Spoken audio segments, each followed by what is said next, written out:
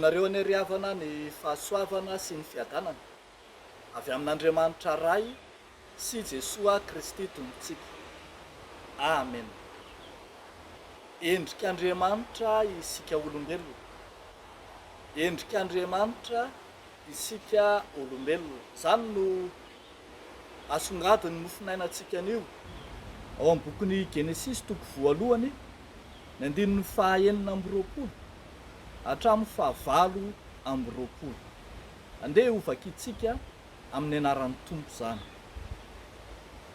Ary Andriamanitra nanao hoe andeha isika amorona olona tahaka ny endritsika, araka ny tarehintsika, ary oka izy anjaka amin'ny hazan'ny rano, ao amin'ny ranomasina, sy ny voromanidina, sy ny biby fiompy, sy ny tany rehetra, ary ny biby rehetra izay mandadina mikisaka amin'ny tany. Ary Andriamanitra nahary ny olona tahaka ny endriny, tahaka ny endrik'Andriamanitra no namoronany azy, lahy sy vavy no namoronany azy. Ary Andriamanitra nitsodrano azy hoe maro fara sy mihabetsa ary mameno ny tany, ka mampanompo azy ary manjaka amin'ny hazan'ny rano ao amin'ny ranomasina sy ny voromanidina ary ny biby rehetra izay mihetsiketsika ambonin'ny tany. Ray Masino, manamasinanay amin'ny fahamarinana, ny teninao no fahamarinana. Amen. Endrik'Andriamanitra isika olombelona.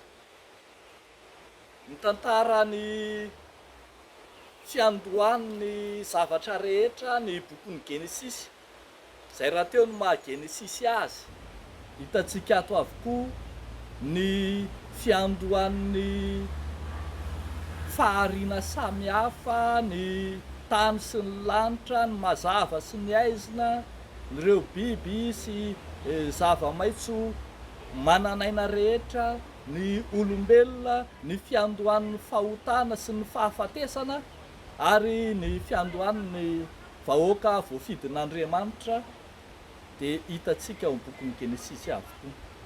Ity mofinainantsika anio ity dia miresaka manokana kosa ny fiandohan'ny zanak'olombelona, lay voahary noharian'Andriamanitra manokana ary noharian'Andriamanitra tamin'ny andro fahaenina, noharian'Andriamanitra farany tamin'ireo zavaboary rehetra. Ny hitantsika eto zany dia mazava fa efa voahary avokoa ny zavatra rehetra no nahary ny olombelona Andriamanitra toa te hilaza fa nampamatana an'Andriamanitra efa vonona zavatra efa vita ny zanak'olombelona.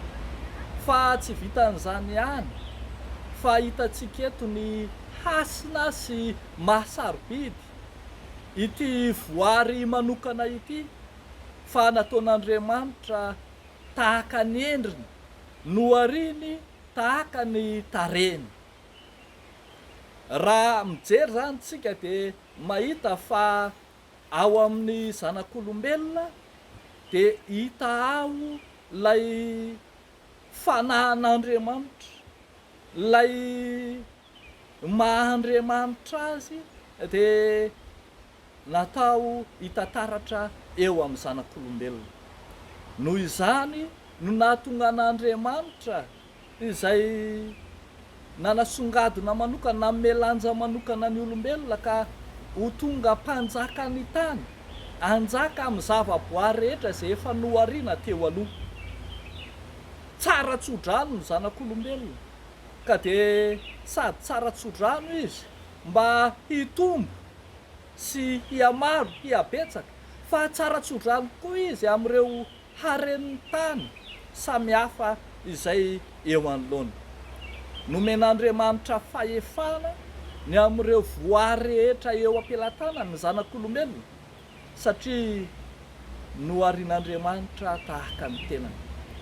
raha tsorona zany dia zao manao hoe io olombelona io mihitsy no solotenan'Andriamanitra ety ambonin'ny tany mba hisitraka hiasa anjaka amin'ny tany. Ry havako malala, ny bokin'ny Salamo dia vakivava milaza ny fahalehibeazan'ny olombelona raha eo anatrehan'ny voary rehetra ka nilazan'ny mpanao salamo hoe efa nataonao ambany kely no Andriamanitra izy. Zao zavatra noforonon'Andriamanitra rehetra zao zavatra rehetra izao dia eo ampelantanan'izy Andriamanitra avokoa. Marina fa tsinotsinona sy zava-poana ny zanak'olombelona, saingy notafian'Andriamanitra hasina manokana raha oharina amin'ny zava-mananaina hafa rehetra. Noho izany endrik'Andriamanitra isika ka aoka tsy hoentsika andrarak'ilombian-doha. Izany fahasoavana lehibe nomen'Andriamanitra antsika izany. Isika no irak'Andriamanitra manokana na hoe émissaire-n'Andriamanitra eo amin'ny tany mba hikolokolo, hanaja ary hitandrina ny tany. Tsy isika indray sanatrin'izany no ho tonga mpanohitra an'Andriamanitra ka hanimba izay noharian'izy Andriamanitra. Tsy isika olombelona indray no tonga mpifaninana amin'Andriamanitra ka ahatonga antsika hanindry an'Andriamanitra na hidefie an'Andriamanitra amin'ny fahariana.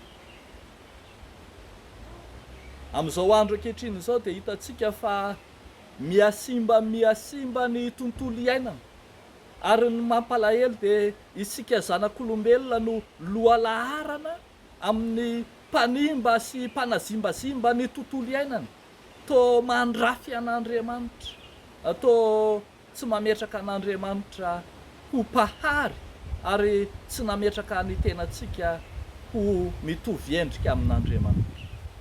Tonga ihany koa isika tsy mionona fotsiny hitandrina sy hanjaka amin'ny zavaboary fa toa hifaninana amin'Andriamanitra mihitsy ka dia ho tonga Andriamanitra pahary no eritreretintsika indraindray.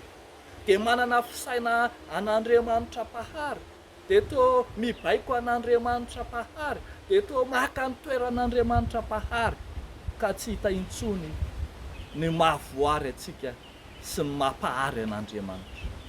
Eo an'Andriamanitra irery any ny voninahitra. Amen. Hivavaka isika ry havana. Tompo Andriamanitra rainay tsy toa, Andriamanitra pahary hatramin'ny voalohany ianao, ary zinona moa ny olona no amanginao azy ary zanak'olombelona no atsiarovanao azy, fa voarinao sy asany ratsan-tananao zahay, midera sy mankalaza, mame voninahitra anao, izany no ataonay. Fa ankehitriny izay dia mivavaka manokana Tompo eo anatrehan'ny tany izay nomenao ho amin'ny olombelona, nataonay ratsy tantana, nataonay ratsy zara, ka indro mitongilana ny fitsinjarana ny harenao Andriamanitra. Dia mivavaka manokana izay Tompo eo anatrehan'ny fahasamihafana lalina misy eto amin'ity tany ity. Hitsinjo manokana ianao ireo voailika, ireo izay nampahantraina, ireo izay sahirana, tsy manana na inona eto amin'ity tany ity. Ianao Tompo no hanome azy ny anjara sahaza ho azy. Ary ataonay izany mivavaka izany amin'ny finoanay sy amin'ny fankatoavanay fa miaino anay ianao. Dia amin'ny anaranao Jesosy Kristy mahavonjy, anaovanay izany mivavaka izany. Amen.